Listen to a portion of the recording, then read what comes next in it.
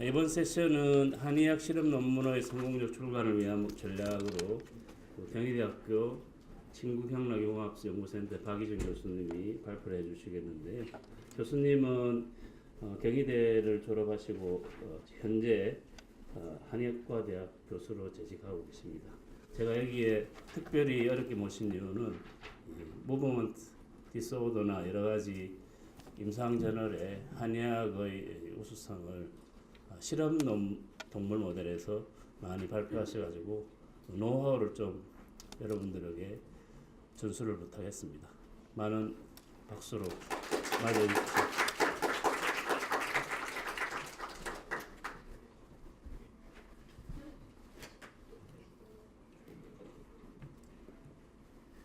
안녕하세요. 저는 경희대학교 친구경락융합연구센터의 박희준입니다. 예. 무슨 말씀부터 드리면 좋을지 앞에 나오니까 머리가 하얘집니다. 예, 생각이 안 나는데요. 아까 뒤에서 앉아가지고 이제 생각을 하면서 쭉 여기 계신 분들을 제가 매 눈으로 쫙 스캐닝을 해봤거든요. 그랬더니 여기에서 저보다 논문을 잘 쓰시는 분은 엄청 많으시고, 그리고 그 연구에 대해서도 잘 아시고 논문 작성도 훨씬 잘 하시는 분들이 이렇게 많은데 과연 제가 논문을 어떻게 쓰는가에 대해서 얘기를 할 수 있을까라는 걱정이 먼저 앞섭니다. 그러나 이제 전제로 말씀을 드리고 싶은 것은 여기 저희 본과 3학년 학생들이 이렇게 와가지고 또 막 굉장히 위안이 되는데 그래도 저보다 잘 쓸지도 모릅니다. 그렇지만 제가 준비한 것은 논문을 처음 쓰는 분에게 가이드를 드릴 수 있는 포인트에 맞췄다는 점을 먼저 말씀을 드리고 싶습니다. 그리고 우리나라에서 논문을 제일 많이 쓰시잖아요. 제일 많이 쓰시는 훌륭한 이명수 박사님께서 그 한의학 실험 논문에 대해서 출간을 어떻게 할지에 대해서 좀 얘기를 해달라고 처음에 말씀을 하셨습니다. 그런데 아까 초두에서 말씀을 드렸던 것처럼 제가 논문을 잘 쓰는 사람도 아니고, 그리고 사실은 저는 실험 논문도 하지만 사실은 실험 논문과 임상이 한 중간쯤 걸쳐져 있는 사람이거든요. 그래서 여러 가지 고민이 있었지만 이명수 박사님의 청을 또 그리고 훌륭하신 분께서 저에게 요청을 해주셨는데 이 기회를 또 놓치면 안 되겠죠. 그래서 용기를 내서 여기 왔으니까 혹시 여러분의 눈높이에 잘 못 맞추거나 아니면 여러분께서 잘 이해가 안 되시는 부분이 있으시면 허심탄회하게 말씀해 주시고요. 저 또한 이 기회를 통해서 성장할 수 있는 기회가 되기를 희망하면서 시작을 하겠습니다. 제가 논문을 너무 강조하긴 했나 봅니다. 그 자료집을 보니까요. 한의학 실험 논문의 뭐 출간 전략인가 이렇게 돼 있더라고요. 논문이 두 번이나 들어가 있습니다. 그래서 논문에 대해서 지우라고 말씀을 드린 건 아니고요.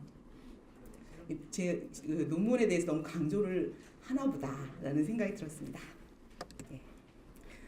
그래서 제가 말씀을 드리는 것은 맨 처음에 여러분 논문을 쓴다고 하는 것은 연구한 것을 발표하는 거잖아요.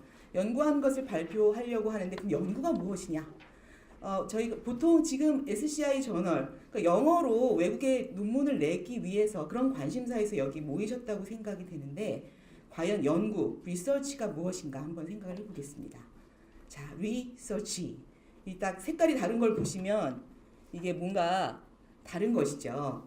그러니까 리서치, 연구라고 하는 것은 다시 발견한다 라는 뜻이라고 생각을 해볼 수 있을 것 같습니다. 그러면 무엇인가 새로운 것을 다시 발견해서 그것을 보고하는 것이 이제 논문의 형식이라고 볼 수가 있겠죠. 또 그리고 보통 연구 논문 출간, 영문 과학 논문의 출간 이런 책들이 굉장히 많습니다. 그런데 오늘 그 세미나의 주제는 한의학이라는 타이틀이 붙어 있지 않습니까? 그러면 한의학이라는 주제를 가지고 연구를 하고 논문을 썼던 제 입장에서 좋았던 점도 있고 장점으로 작용했던 점도 있고 그리고 또 어려운 점으로 작용했던 점도 있었습니다. 그것은 저희가 일반적인 연구 방법론에 대해서도 잘 알고 있어야 하고, 그리고 한의학적인 특수성을 고려한 연구 방법론에 대해서도 새로이 저희가 또 만들어내야 한다는 점이 어려움이기도 하고 또 저희들에게 챌린지이기도 한 것 같습니다. 그렇지만 결국은 연구를 한다고 하는 것은 단순히 어떤 연구자의 지적 유희만을 위해서 연구하는 것은 아니기 때문에 한의학의 어떤 특수성을 감안을 해서 그것을 고려해서 연구를 잘 해내고 그런 것이 서로 어떤 환자들에게도 도움이 되고 그리고 임상 연구에도 도움을 줄 수 있는 그런 자료로 활용되는 것은 또 굉장히 중요하다고 생각합니다. 그래서 한의학 연구라고 하는 것을 제가 한번 정의를 해본다고 하면 임상이나 기초 한의학 분야에서 제기된 여러 가지 연구 질문, 리서치 퀘스천을 검증해 나가는 과정이다. 이렇게 말씀을 드리고 싶습니다. 이러다 보니까 그러니까 기초 연구라고 하면 제가 맨 처음에 저는 기초와 임상의 한 중간쯤 걸쳐 있는 사람이라고 말씀을 드렸잖아요. 이러한 특성이 왜 발생을 하는가? 제가 보기에는 여기에 계신 연구하시는 분들도 기초에 관심이 있으신 분도 일부 있으시지만 임상 쪽에 관심이 있으신 분이 약간 더 많으신 것 같아요. 예. 그런데 기초 연구를 하시는 분들도 또 임상을 하시는 분들도 마찬가지로 서로 굉장히 연계성이 중요합니다. 그래서 바이올로지 굉장히 어떤 그 코어 바이올로지를 하시는 분들은 그 새로운 기전을 발견하는 것이 중요하겠지만 한의학 연구 방법론이라는 측면에서 기초나 임상 연구를 하시게 되면 그때는 이것 연구한 재료가 나중에 결과적으로는 임상에 어떻게 활용이 될 수 있을까 이런 고려하에서 출발이 된다는 점이 굉장히 중요하고 그렇기 때문에 기초 연구이지만 중개 연구의 특성, 중개 연구라고 하면 어떤 기초 연구 결과가 임상에 도움이 되고 혹은 임상에서 나오는 어떤 연구 질문들을 기초 연구 방법론을 통해서 검증을 하는 이런 선순환 구조가 굉장히 중요하다고 말씀을 드리고 싶습니다. 그래서 한의학의 기초 연구라고 하면은 사실 보통 웨트 사이언스, 드라이 사이언스 이런 얘기들을 하시잖아요. 그런 것처럼 어떻게 보면은 뭐 인비트로 실험이나 인비보 실험 이런 것들을 많이 생각하시지만 굉장히 다양한 연구 방법론이 있습니다.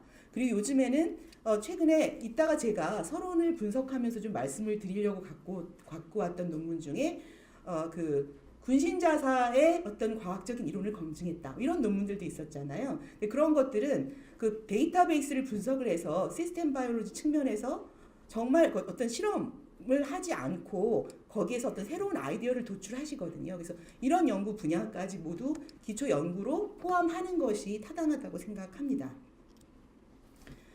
그래서 제가 말씀을 드리고 싶은 것은 저는 이제 기초 그 눈높이에 맞춰가지고 서론은 어떻게 써야 하고 그리고 고찰은 어떻게 써야 하고 이런 말씀을 드리려고 이제 메인은 이제 그렇게 잡았는데 그 전에 제가 이걸 준비하면서 생각했었던 것은 연구 이 계기가 준비하는 게 굉장히 어려웠어요 저한테는.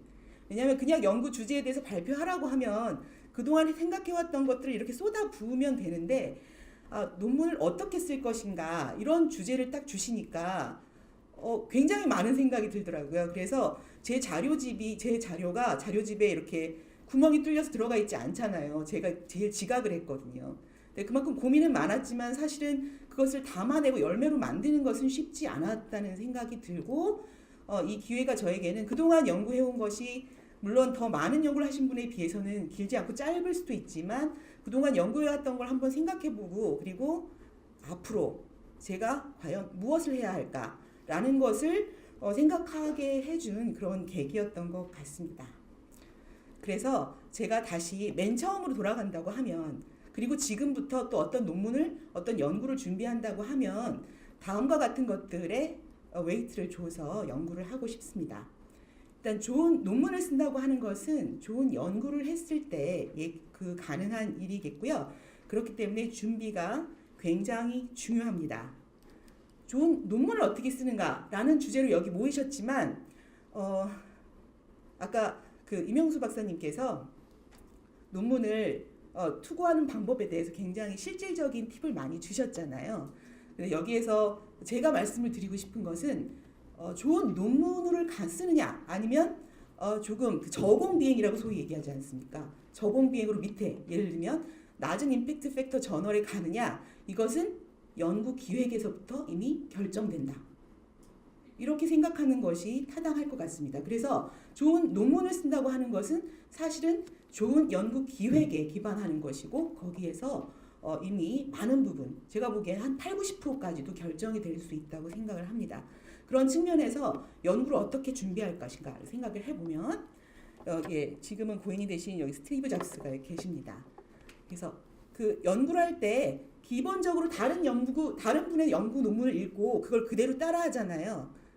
방법론을 따라할 수 있습니다. 그런데 그렇게 따라하게 되면은 저는 반드시 그분보다 낮은 저널로 깔 수밖에 없습니다. 다시 말해서 좋은 논문을 쓰고 하이 임팩트 팩터의 저널을 가시려고 하면 기획부터 달라야 된다는 거죠. 창의적인 생각이 중요하고 그리고 여러 가지 생각을 많이 하시고 그런 어떤 아이디어를 도출하시는 것이 굉장히 중요합니다.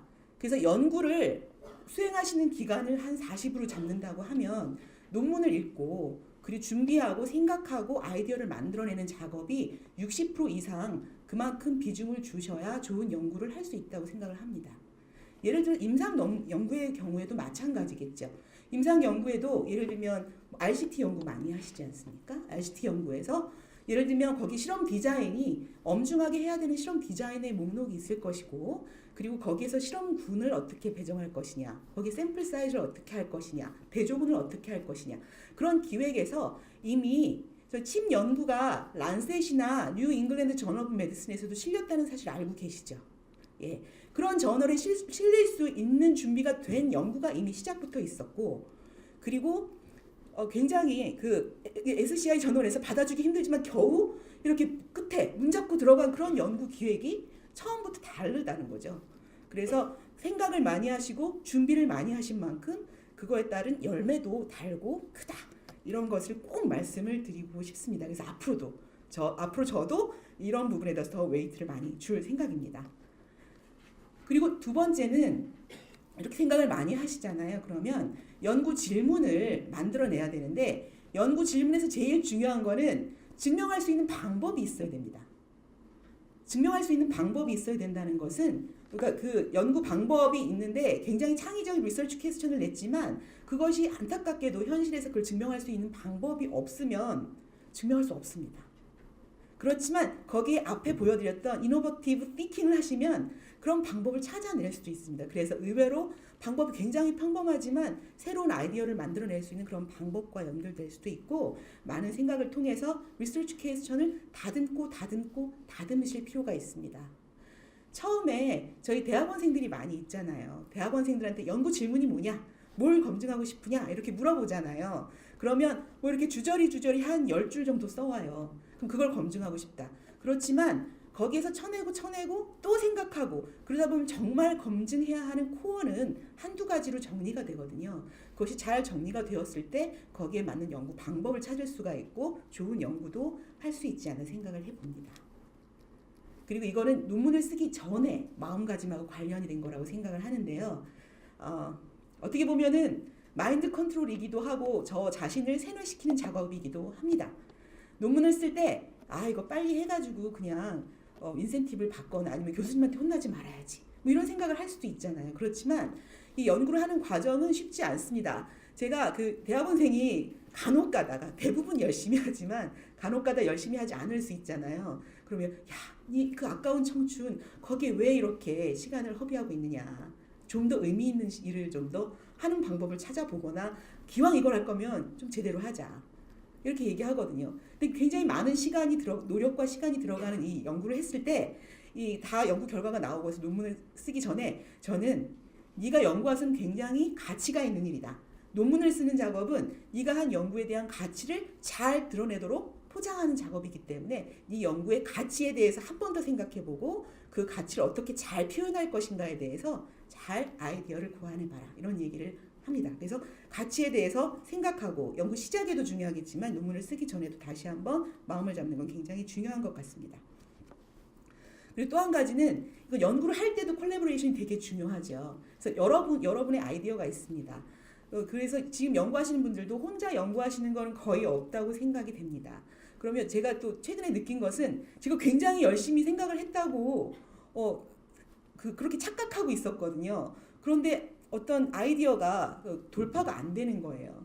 아까 이명수 박사님께서는 새벽 1시에 일어나가지고 갑자기 불현듯 몰입하고 있다가 80%의 그 논문을 작성하는 그런 경이로운 일을 경험하셨다고 했는데 사실 저는 그런 경험은 없고요. 저는 어떤 경험이 있느냐 하면 막 어떤 일이 해결이 안 돼가지고 막 몰입을 하다가 저는 새벽 1시 절대 눈 못 뜨고요. 새벽 6시 눈을 벌떡 떠가지고 아 그건 이렇게 풀면 되겠다 이렇게 생각을 했던 적도 있습니다. 근데 그렇게 해도 풀리지 않는 일은 다른 분야에 계신 혹은 다른 분야에 관심을 가지신 분에게 물어보면 의외로 굉장히 쉽게 풀리는 일들이 있더라고요.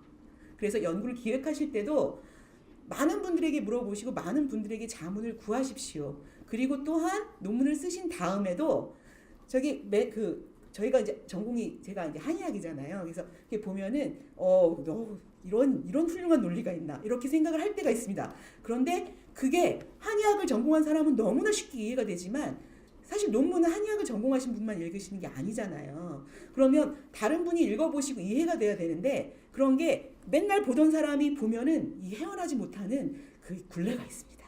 그래서 굴레를 벗어나기 위해서는 다른 분야에 있는 사람, 다른 공동 연구자에게 논문을 보여주고 그분의 허심탄회한 크리틱, 그 의견을 받아가지고 논문을 한번 수정하시는 작업은 반드시 필요하다고 생각합니다. 그러니까 그분이 공저자일 수도 있고 단순히 자문을 받는 일일 수도 있겠지만 다른 분야, 다른 어떤 시각을 통해 가지고 논문을 반드시 비평을 받으시고 투고하시면 훨씬 더 성공률이 높아지지 않을까 이렇게 생각을 합니다. 이거하고 연결되는 일이기도 한데요. 누가 이 논문을 읽느냐는 굉장히 중요한 것이죠. 그래서 논문을 어느 저널을 선택하느냐 이런 것을 또 아까 김태훈 교수님께서 이제 다음에 또 말씀을 해주신다고 하셨는데요. 제가 그 뒤에 그 스콥에 소개한 것도 있지만 그 한의학 회지의 논문을 낼 때 하고요. 대체의학 관련 저널의 논문을 낼 때 하고 그리고 임상 저널의 논문을 낼 때 하고 어떤 사이언스에 오리엔트된 저널에 낼 때 하고 논문을 쓰는 라이팅이 달라져야 합니다. 왜냐하면 이 논문을 쓰고 나만 읽을 게 아니기 때문에 논문을 쓰는 것은 내가 나의 만족을 위해서 하는 게 아니라 많은 사람과 내 아이디어를 쉐어하기 위해서 하는 일 아닙니까? 제가 요즘에 제일 좋아하는 말이 배워서 남주자거든요. 예, 그런 것처럼 논문을 쓰는 작업은 내가 한 연구를 사람들이 알아주기를 바라는 마음도 있지만 이 연구를 많은 사람들이 읽고 거기에서부터 또 어떤 새로운 연구를 시작할 수 있는 그런 싹이 되는 것도 굉장히 중요하겠죠. 그렇기 때문에 누가 읽을 것이냐. 여기 계신 분이 예를 들면 아까 사이언스, 네이처 이런 저널에 우리가 논문을 좀 내보자. 우리가 그런 걸 좀 해봤으면 좋겠다 이런 말씀 하셨잖아요. 그런 것처럼 그 저널을 읽는 사람이 어떤 눈높이에서 내 논문을 평가할 것이냐에 따라서 그 눈높이에 맞춰서 라이팅을 시작하는 것이 중요합니다. 이것은 다시 말해서 연구 기획부터 내가 어느 저널에 낼지를 먼저 생각하시라는 거죠. 내가 지금 기획하는 연구는 뉴 잉글랜드 저널 오브 메디슨에 실릴 논문으로 만들겠어 하면 그때부터 기획이 달라지는 거고 거기에 따라서 라이팅이 정해질 것이고요. 그리고 예를 들면 뭐 과학하시는 분 같은 경우에는 예를 들면 저널 오브 뉴로사이언스 뭐 이런 데 논문을 내신다고 해봅시다. 그러면은 저널 오브 뉴로사이언스 뉴로사이언티스트가 보는 관점에서 논문을 쓰지 않으면 그 논문은 거기 억셉트될 방법이 눈을 씻고 찾아봐도 없는 것이 되겠죠. 그래서 저널의 선택은 논문을 쓰기 전에 하시는 것이 아니라 연구의 기획 첫 단계부터 하는 일이다 라는 얘기를 제가 대학원생한테 정말 수백 번 했는데요. 잘 안 되더라고요.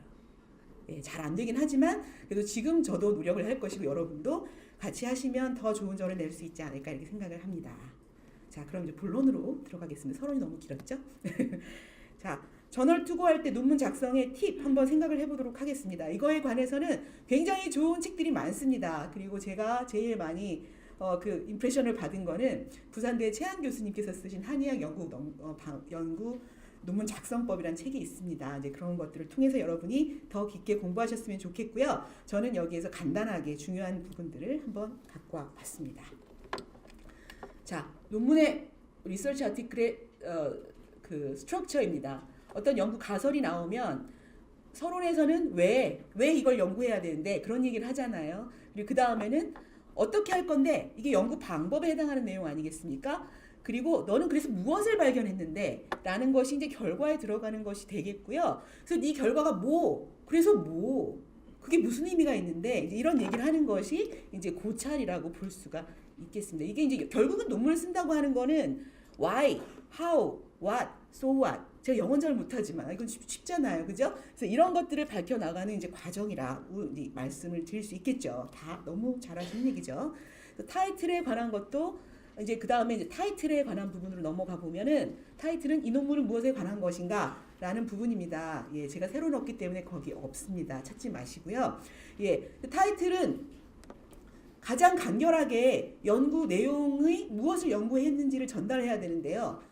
가끔 가다 보면은 굉장히 매력적인 제목들이 있습니다.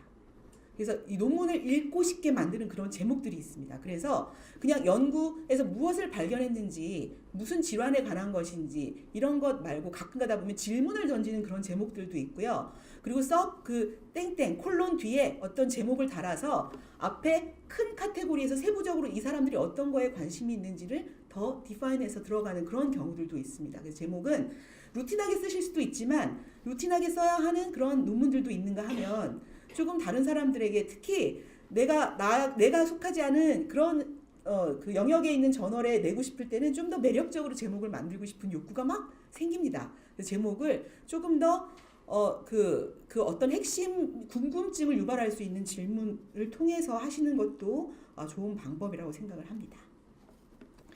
예, 그리고 그다음 인트로덕션을 한번 보겠습니다. 인트로덕션, 예, 여러분 다 아십니다. 인트로덕션 어떻게 쓰는지. 그런데 이제 한글로 논문을 쓰실 때하고 영어로 논문 쓰실 때하고 가장 다른 부분이 서론하고 고찰 부분의 특징들이 참 많이 다르게 나타나는 것 같습니다. 자, 인트로덕션은 쉽게 보면 저기 김형순이란 분이 쓰신 책을 보니까 굉장히 명쾌하게 한 단어로 표현하셨더라고요. 그래서 서론은 일반화된 내용으로부터 전문화된 내용으로 스코프를 좁혀서 결국은 이걸 통해서 내가 원하는 리서치 퀘스천을 찾아내는 과정이다. 이렇게 얘기를 하시고 계십니다. 그래서 이거의 세부적인 내용을 또 한번 그림을 그려보겠습니다. 제가 그림 그리는 걸 좋아하거든요. 이렇게 표를 그리는 걸 좋아하는데, 자, 그래서 인트로덕션에 들어가는 내용은 어떤 문제 제기를 해야 하는데 무엇이 필요하냐, 그리고 이전 연구는 어떻게 됐었고 그것이 문제가 무엇이기 때문에 그런 연구 어떤 백그라운드를 통해서 나는 이런 필요성을 절감했고 이런 필요성을 해결하기 위해서 나는 이런 방법을 제안한다. 그래서 내가 이런 방법을 통해서 어떤 연구를 했다. 라는 얘기를 하는 것이 서론의 모습인 것이죠. 그 다음에 이번에는 Materials and Method, 방법론에 들어가 보겠습니다. 임상연구에서는 이 부분이 많이 다르게 될 수도 있겠지만 실험 논문이라는 측면에서 보면은 실험 방법은 이 부분은 이제 임상연구나 실험연구나 마찬가지일 것 같은데요. 방법이 좋은 저널에 가면은 방법 맨 뒤로 빠져 있거나 아니면 온라인에서만 제공되고 메인 논문에서는 보이지 않는 경우들도 있습니다. 예, 그래서 실험 방법을 보는 것은 엄중하게 연구를 했는지 안 했는지를 평가할 수도 있지만 그 연구의 그 어떤 내용을 파악하는 데 있어서는 사실 우선순위가 뒤로 밀릴 수도 있습니다. 그렇지만 연구 방법론을 잘 쓰는 것은 굉장히 중요합니다. 아까 그 란셋 저널 에디터가 말씀하셨다는 그 예를 아까 들으셨죠. 그러니까 실험 방법이 어떻게 잘 되어 있는지를 보고 이것을 쓰레기통에 버릴지 아니면 살려서 이것이 어떤 내용인지를 살펴볼지를 결정할 만큼 실험 방법은 중요할 수도 있습니다. 실험 방법을 잘 쓰셔야 되는 이유는 딱 이 말로 표현이 되는 것 같습니다. 이것을 저만 재현하는 것이 아니라 이 방법을 통해서 딴 사람이 재현했을 때도 똑같은 결과를 만들어낼 수 있다. 그런 걸 개런티하는 그런 정보라고 볼 수가 있겠습니다. 그리고 최근에 그 임상 연구하시면 IRB 당연히 들어가는 거잖아요. 그렇지만 동물 실험 하시는 분들도 동물 실험 윤리위원회 승인 번호를 반드시 기재하게 되어 있습니다. 그리고 경희대의 경우에는 학교에 생명윤리심의위원회가 있는데요. 병원의 어떤 병원 소속의 연구자가 아닌 경우에는 학교 소속이나 이런 또 임상 그 생명윤리의 어떤 승인을 받는 경우들도 있습니다. 근데 최근에 어떤 이렇게 저널들을 보니까 투고할 때 보니까 이 그 승인 번호 자체를 쓰지 않으면 아예 투고가 되지 않는 저널도 굉장히 많더라고요. 그래서 이 부분이 점점 더 강화가 되고 동물 실험 같은 경우에는 이 윤리위원회에서 승인을 받지 않으면 동물 주문도 안 되는 그런 상황까지도 최근에는 많이 야기가 되고 있습니다. 그 다음에 결과입니다. 결과는 토의를 위한 준비 과정입니다. 그래서 서론에서 제기된 해답을 결론에서 어떻게 결과를 만들어냈는지를 보여주고 이걸 통해 가지고 이제 고찰해서 해석을 하게 되는 그 중간 과정이라고 볼 수 있겠습니다. 그래서 고찰 그 결과하고 고찰을 같이 쓰는 경우도 있고 저널에 따라서는 결과의 고찰의 내용을 살짝 얻는 경우들도 있지만 일반론을 말씀을 드리면 결과에서는 지나치게 결과에 대한 해석을 쓰지 않는 것이 정석으로 얘기가 되고 있는 것 같습니다. 왜냐 해석은 고찰에서 할 것이기 때문입니다. 자, 그러면 이 부분은 굉장히 또 중요하다고 생각하는데 여러분 잘 하실 겁니다. 네, 결과에서 제일 중요한 것은 그 피겨하고 테이블입니다. 저는 제목을 보고 그 다음에 초록을 간단하게 전체를 다 읽지 않습니다. 초록에서 일부 정보만 얻은 다음에 그 다음에 보는 것이 그림입니다. 표도 눈에 잘 들어오지 않습니다. 근데 임상 연구에서는 표로 표현해야 되는 부분도 굉장히 많지만 그림으로 표현할 수 있으면 가능한 그림으로 표현하고 그게 안 될 경우에 테이블로 하는 것이 저는 더 매력적인 논문이라고 생각을 합니다. 요즘에 비주얼이 되게 중요하잖아요. 스마트폰이 발달하고 그렇기 때문에 시각적으로 임팩트를 처음에 주는 논문과 그렇지 않은 논문은 사실 에디터의 흥미를 끌고 안 끌고 어떤 차이가 날 수도 있는 부분이라고 생각을 합니다. 이 피겨하고 테이블은요. 독립성이 있습니다. 다시 말해서 어브리비에이션도 따로따로 다 설명을 해주어야 하고 그리고 앞에 논문 다 읽지 않아도 피겨만 보고서도 이 사람이 어떤 실험을 했는지 무슨 결과인지 어떤 의미가 있는지 다 해석해 낼 수 있도록 정보를 반드시 주셔야 합니다. 통계에 관한 부분들도 기재를 하셔야 하는 것이겠죠. 그 다음 마지막으로 디스커션 부분입니다. 디스커션. 아까 서론은 같은 경우에는 역삼각형의 구조였잖아요. 그런데 이제 고찰에서는 어떤 특정한 결과가 나왔죠. 나는 A라는 실험을 해서 B라는 결과를 얻지 않았습니까? 그럼 이 B라는 결과의 의미가 무엇인지 이것을 이제부터는 어떻게 보면은 잘 세일즈를 하는 그런 과정이라고도 볼 수 있겠습니다. 이 결과가 단순히 내 실험에서 끝나는 것이 아니라 여기에도 적용이 될 수 있고 여기에도 적용이 될 수 있고 향후에 이런 연구도 불러일으킬 수 있다라는 일반화에 대한 내용을 포함을 해야지 이 디스커션이 좋은 디스커션이라고 볼 수 있을 것 같습니다. 그래서 디스커션은 맨 처음에 연구 결과를 서머라이즈 합니다. 그래서 본 연구를 통한 새로운 어떤 결과라든지 그리고 의미를 간단하게 요약하는 것이 서두에 오게 됩니다. 그리고 이 뒤에 부분은 순서는 여러 가지 변용이 가능합니다. 반드시 이 순서대로 가야 된다는 것은 아니고요. 내 앞에서 그 결과에 대해서 요약을 하지 않았습니까? 그러면 그 결과에 대해서 하나하나 이 결과의 의미는 뭐고 그런데 그전에는 이거에 대한 반대되는 의견이 있었고 이거에 대해 또 서포트하는 의견도 있었고 그런 걸로 인해서 이 결과가 확실하게 이 의미이다 라는 것을 설득해 나가는 그런 과정입니다. 그래서 얻은 결과에 대한 논의가 굉장히 중요하다고 생각을 하고요. 그리고 아울러서 좋은 논문은 이 두 가지가 잘 기술되어 있는 논문이 좋은 논문인 것 같습니다. 그 두 가지는 이 연구를 했어. 내가 연구를 했지만 이 연구는 사실은 여기 요만큼만 적용이 되는 연구야. 그리고 사실은 더 많은 걸 봐야 하는데 이 부분은 부족해. 그것을 솔직하고 명확하게 얘기할 수 있는 연구가 좋은 연구 논문이라고 저는 생각을 합니다. 그리고 또 한 가지 또 반드시 포함이 돼야 된다고 생각하는 부분은 내가 연구를 했지만 내가 지금 A단계밖에 못 왔지만 이 연구를 통해서 그 다음에 B단계, C단계, D단계 계속 줄줄이 나올 수 있는 이런 연구를 내가 제안해.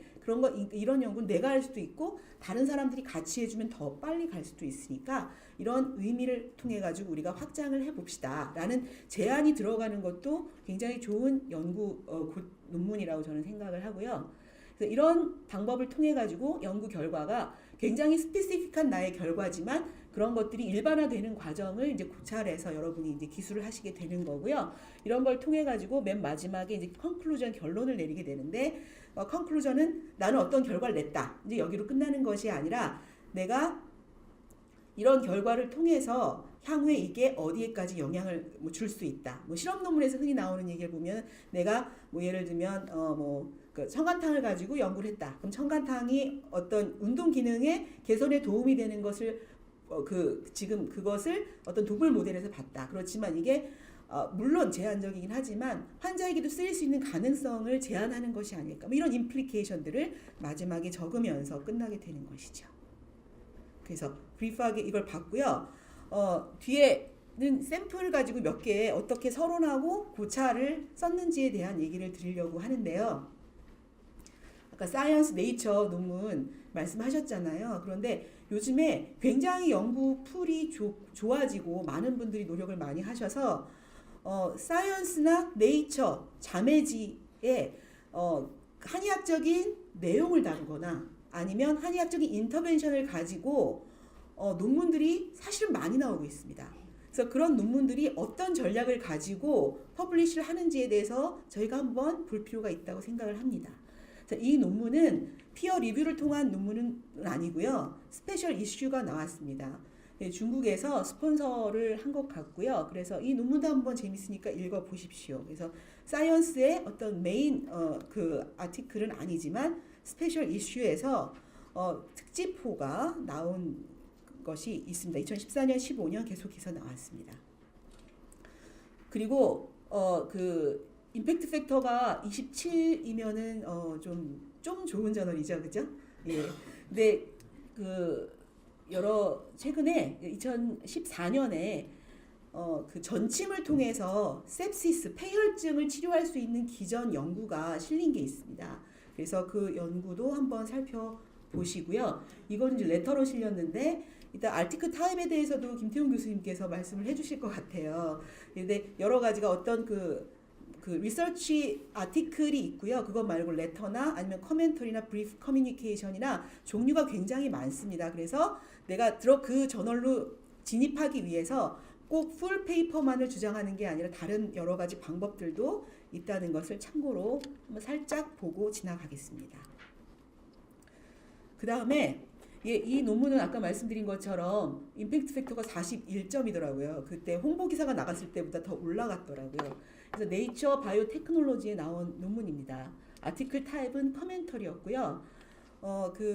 아까 말씀드렸던 제가 예로 말씀을 드렸던 그 군신 자사의 이론을 과학적으로 증명했다. 이렇게 여러분이 홍보 기사 아마 보셨을 겁니다. 그 논문에 대해서 저 이 서론을 읽고서 그러니까 한의학적인 이론을 이렇게 서론에 용감하게 쓴 거에 대해서 저는 굉장히 기쁜 마음도 들었습니다.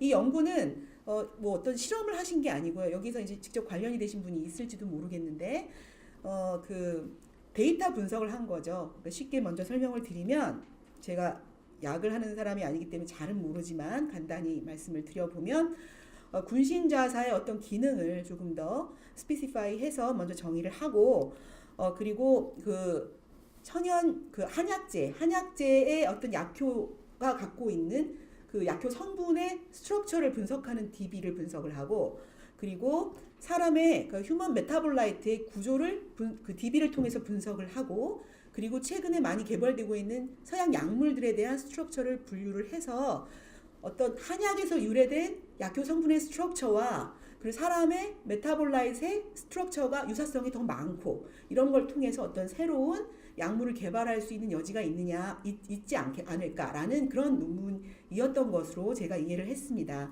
근데 이 연구에서 제가 이제 말씀을 드리고 싶은 거는 이 연구 논문에 대해서는 여러분이 더 잘 아실 수도 있으니까 개인적으로 읽어보셨으면 좋겠고요. 서론을 어떻게 썼는지 한번 보자는 거죠.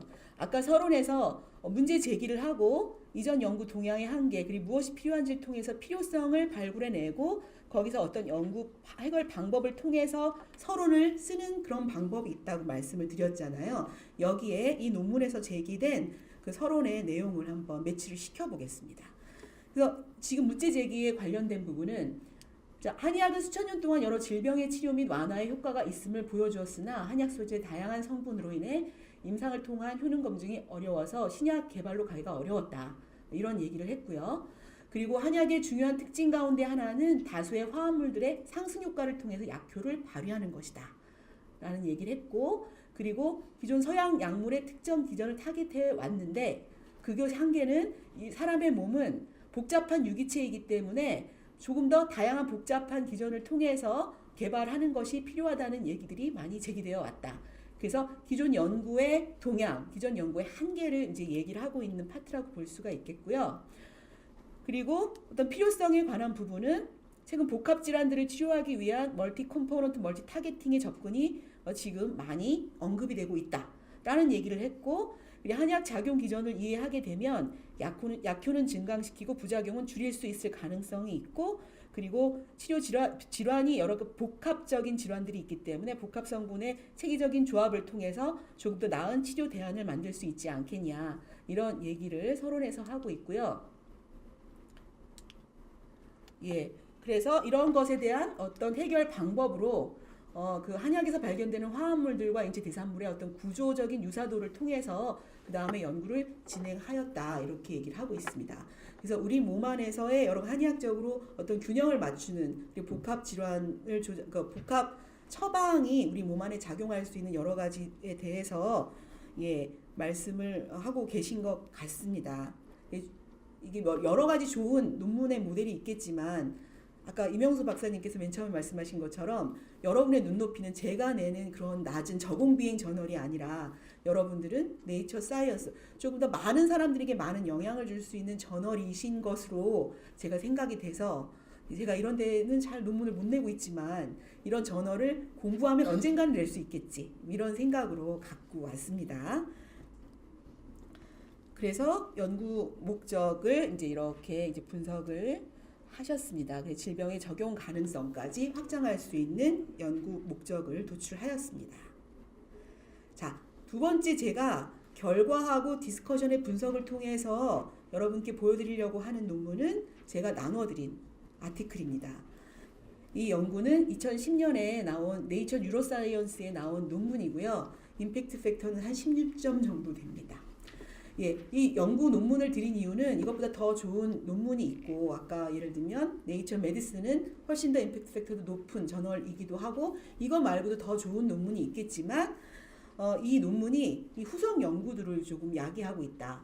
많은 여러 가지 후속 연구들이 나오고 있다는 관점에서 이 연구를 가지고 왔습니다. 먼저 연구 개요를 말씀을 드려야 그 뒤에 고찰이 이해가 되실 테니까 이 그림을 통해서 잠시 설명을 드리면, 침을 놓으면 침이라고 하는 것이 그 조직을 흔드는 거죠. 그러다 보면은 거기에서 세포에서 ATP가 밖으로 유리가 됩니다. 근데 ATP는 ADP, AMP, 아데노신으로 이렇게 대사가 되는 거 잘 알고 계시잖아요. 근데 그 중에서 아데노신이 신경에 있는 아데노신 A1 리셉터에 바인딩을 하고 이것이 어떤 진통 효과를 야기하는 것 같다. 그래서 기존 연구들은 대부분 신경에 맞춰서 어떠한 부분에서 어떻게 조절해서 진통 효과가 있는지 주로 머리나 척수나 이런 쪽에 초점을 맞췄는데, 침은 페리페랄에 놓는 것이고 페리페랄 자극이 신경과 연결되는 이러한 기준도 있을 수 있다라는 제안하는 그런 연구였다고 볼 수가 있겠습니다. 그래서 피겨를 먼저 보실게요. 피겨를 보시면 피겨에서 여러 가지 정보가 있어야 된다고 했었잖아요. 그래서 이 피크가 뭔지 일일이 다 기술하는 게 필요하고, 그리고 단위, 기준이 되는 것들을 잘 적어 주셔야 되는 거고요. 그리고 여기 통계 수치에 대해서도 잘 명확히 해 주셔야 하고, 이 그림 자체로 봤을 때 이게 어느 정도의 뭐가 변하는 것이고 어떤 시점에서 어떻게 어느 그룹과 비교했을 때 통계적인 차이가 있다는 것을 잘 보여주고 있습니다. 자, 그리고 이 피겨 레전드까지 해서 풀 세트가 되지 않겠습니까? 그러면 이걸 보면은 맨 처음엔 제목을 잘 적어줘야 하고요. 그리고 그 그래프가 지시하는 바가 무엇인지 관련된 실험 요약이 들어갑니다. 그 피겨 레전드에도 실험 방법을 간단하게 요약해서 들어가서 그 피겨만 보고도 어떤 실험인지 이해할 수 있도록 정보를 주고 있고요. 그리고 그래프에서 데이터가 의미하는 명확한 의미에 대해서 명확하게 기술을 하고 있고, 그리고 통계에 대한 설명이 들어가 있고, p-value가 어떻게 의미하는지, 그리고 통계 방법이 무엇인지, 그리고 여기에 포함된 n수가 얼마인지, 에러바의 의미는 무엇인지에 대해서 피겨 레전드에 다 일일이 기술하셔야 합니다. 이미 다 하고 계시겠지만, 그리고 이거는 피겨 4예요. 여러분 논문에서 피겨 4를 보시면요. 여기에서 마찬가지입니다. 중복이니까 y축이 무엇인지 y축의 단위 같은 것도 사소하게 틀리는 경우들이 있습니다. 그래서 이런 거 잘 꼼꼼히 보셔야 하고요. 그리고 그룹이 무엇인지에 대해서도 잘 제시를 해 주셔야 합니다. 그리고 통계에 대해서도 명확하게 기술하는 것은 굉장히 중요하고요. 그리고 처치가 여기에서 시점에 따라서 들어가는 것은 어느 시점에서 어떤 처치가 들어갔는지에 대해서 잘 기술을 해주고 그림에서 알 수 있어야 합니다. 그리고 이 그림을 통해 가지고 설명할 수 없는 부분은 그림, 다이아그램 같은 걸 이용해서 간단하게 요약하는 요약 그림을 같이 첨부하는 경우도 굉장히 많습니다. 그래서 피겨 레전드를 또 보시면 여기서 첫 번째 스키마틱 다이어그램이 제공이 되고 있었죠. 그리고 어떤 실험을 했는지에 대한 요약과 그리고 통계 절차에 대해서 그리고 N수까지도 잘 기술하고 있는 거 보고 계시고요. 마찬가지로 각각 통계가 달라지거나 그렇게 되면은 그 같은 피겨 아니지만 각각 다른 통계 절차에 관한 부분들도 명확하게 기술을 해주고 있습니다. 자, 이런 걸 통해서 이 연구에서 얘기하고 있는 고찰, 아까 이게 고찰이 대략적으로 이런 구조라고 했었죠. 물론 베리에이션이 굉장히 많고 고찰에서 고찰을 잘 쓰시는 또 다른 여러 가지 대안들은 많이 있습니다. 근데 이거는 제가 보기엔 베이직, 어떤 초보자들이 할 때 이런 내용들을 잘 쓰면 좋습니다. 그래서 그냥 저희가 맨 처음에 논문을 쓰는 사람한테 어떻게 정리를 하라고 제가 이제 얘기를 하느냐 하면 맨 처음에 피겨를 잘 만들죠. 피겨를 만들면 피겨를 논리 전개에 따라 1, 2, 3, 4번 번호를 매깁니다. 그리고 그 다음에 하는 일은 고찰을 쓰는데 고찰을 쓸 때 여러분은 영어를 잘 하시니까 처음부터 영어로 하셔도 괜찮겠지만 저는 영어를 잘 못하기도 하고 저희 학생도 영어를 잘 못하는 학생들이 많거든요. 그런데 논리적인 구조를 세우는 것은 영어이거나 한글이거나 사실 상관이 없다고 생각합니다. 논리적이냐 아니냐는 읽었을 때 흐름이 명확하게 흘러가느냐, 있을 얘기 다 있고 없을 얘기는 빠졌느냐, 사실 그런 개념인 거잖아요. 그래서 그 고찰에 들어갈 내용에 대한 한글 제목을 먼저 적게 하고요. 그리고 거기에 디스커션이 해야 될 내용을 한글로 명확하게 어떤 부분에 대해서는 주장하고 어떤 반론이 있고 거기에 대해서 나는 어떻게 디펜스를 할 것이고 그것을 한글로 다 적게 합니다. 그리고 한글로 적는 게 어려우면요, 제가 예전에 그 질적 연구 방법을 어떤 교수님을 도와서 한 적이 있거든요. 근데 질적 연구 방법 하시는 분은 그 환자의 인덱스 인터뷰한 그 스크립트를 다 가위로 내용별로 오리시더라고요. 그래서 그걸 같은 내용끼리 모아가지고 분석을 하시는 그런 방법을 하시더라고요. 그래서 거기에서 약간 모디파이해서 대략적인 그 제목들이 나오면 그것들을 포스트잇 같은 걸 이용을 하시거나 아니면은 논문을 가위로 직접 이렇게 쓰신 것을 오려도 좋습니다. 그래서 A 다음에 C를 갈까, A 다음에 D를 갈까 이렇게 왔다 갔다 하면서 이 결과랑 같이 매치시키면서 플로우, 그 프레임을 정확하게 잡는 거, 논리적인 기둥을 잘 세우는 것이 굉장히 중요합니다. 그래서 그 논리적인 프레임이 잘 되어 있으면 그 다음에 그걸 영어로 했을 때 그 영어를 잘하시는 분이 주변에 많기 때문에 도움받아서 논문을 완성시키긴 훨씬 쉬웠던 것 같습니다. 그래서 저는 맨 처음부터 영어로 쓰느냐고 너무 힘들었거든요. 그래서 영어를 잘하시는 분은 영어로 먼저 하시고 그리고 영어가 조금 어렵다고 생각하시는 분은 한글로 틀을 잘 잡고 그 다음에 그것을 영어로 바꾸는 것도 저 같은 사람은 많이 쓰는 방법이다 라고 참고해 주시면 고맙겠습니다. 예. 그래서 지금 나눠드린 논문의 고찰을 앞에 나누어드린 그 프레임에 맞춰가지고 한번 제목을 붙여볼까 합니다. 그래서 맨 처음에는 연구 결과의 서머리가 되어 있습니다. 이 연구는 각각의 연구 결과를 피겨 1, 2, 3 이렇게 피겨 넘버까지 요약을 붙여가면서 연구 내용을 잘 요약을 해서 마지막에 약간 이것을 아우르는 서머리를 하고 있고요. 그 다음에 이어지는 고찰 내용은 앞에서 얻은 결과에 대한 논의를 하고 있습니다. 앞에 결과에 대한 그 해석을 하는데 우리가 나온 결과가 A라는 결과다. 그런데 이것 말고 다른 해석이 있을 수도 있다. 그래서 이러이러한 해석이 있을 수도 있지만 그렇지만 그럼에도 불구하고 우리는 이런 근거에 의해서 우리 연구 결과는 의미 있다고 생각한다. 이렇게 얘기를 하는 거죠. 그리고 두 번째도 얻은 결과에 대한 논의를 하고 있는데 여기에서 이 연구에서 아까 ATP, ADP, AMP, 아데노신으로 이렇게 대사되는 얘기를 했잖아요. 그런데 기존 연구들을 보면은 앞에 ATP 같은 경우에는 진통 효과를 막는 약간 아프게 하는 쪽으로 작용한다고 알려져 있고 아데노신은 항염증이나 진통 효과 쪽으로 작용한다고 알려져 있는데 여기에 컨트로버시가 있잖아요. 그래서 그런 것에 대해서 기술을 하면서 자기들의 결과가 더 의미가 있음을 사람들을 설득해 나가는 과정인 거죠. 예, 그렇게 하고 있습니다. 그리고 그 다음에 이제 일반화 쪽으로 가야 된다고 했죠. 그래서 이 연구 내용에 대해서 어떻게 쓰일 수 있는지에 대해서 얘기하고 있고 차후 활용 계획에 대해서 나와 있는 부분이 있습니다. 그리고 규명된 기전을 기반해서 침 치료 효과는 이렇게 하면 더 효과가 있을 것 같다. 이런 제안도 하고 있습니다. 이제 여기에서 나왔던 얘기가 그 니코틴이 이거 그 어떤 분해되는 더 분해되게 하는 그런 효과를 하기 때문에 니코틴이 아니라 카페인을 환자들이 먹지 않게 해야 치매 효과가 잘 나타나게 할 수 있지 않을까. 뭐 이런 얘기도 그 후속 연구로 얘기가 나오고 있습니다. 그래서 마지막으로 이런 고찰에서의 그 많은 컨트로버시가 있고 사람들이 공격할 수 있는 여지가 있지만 그거를 숨기기보다 아예 드러내놓고 그것을 해결할 수 있는 방안에 대해서 얘기하는 것, 사실 그게 더 좋은 고찰인 것 같습니다. 그래서 여러 가지 의문이 있을 수 있는 거, 이게 치매 특기적인 거 맞아?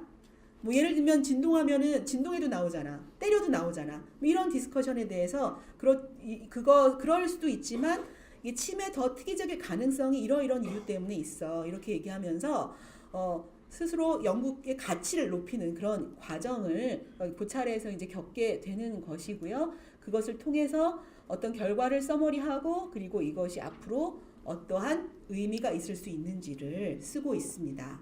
이게 아주 그렇습니다. 그래서 제가 말이 너무 길었던 것 같습니다. 죄송합니다. 예. 그러면 마지막으로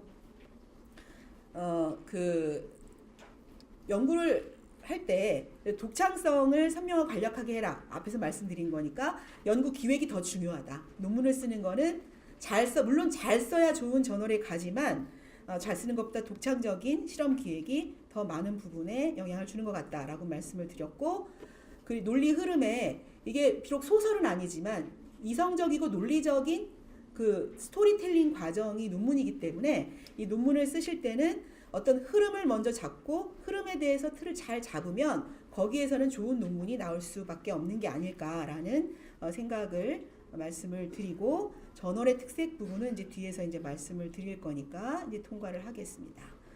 그래서 이제 마지막에 하나 이제 말씀을 드리고 싶은 이것만 하면 이제 끝납니다. 그래서 그 실험 연구자들이 범하기 쉬운 것, 임상 연구도 마찬가지인 것 같아요. 그래서 P밸류를 봤을 때 P가 0.05보다 작다. 아싸. 이런 경우들이 많거든요. 그런데 그 의미가 좀 굉장히 적은 경우들이 많습니다. 그래서 P밸류에만 초점을 맞추지 말고 그게 정말 어떤 의미가 있는지에 대해서 데이터를 잘 분석하는 것은 매우 중요합니다. 그리고 그 데이터를 늘리기 위해서 아웃컴을 그 논리의 흐름에 맞는 아웃컴 말고 다른 여러 가지 군더더기를 붙여서 양만 늘리려고 하면 그 절대로 좋은 논문으로 갈 수 없겠죠. 그러니까 이런 것들도 이미 잘 알고 계실 것 같네요. 예, 그래서 여기까지. 좋은 논문을 쓰는 길이 멀고 험하지만 저도 열심히 하고 여러분도 열심히 해서 우리나라의 한의학을 빛내는 많은 논문들이 나왔으면 좋겠습니다. 여기서 발표 마치겠습니다.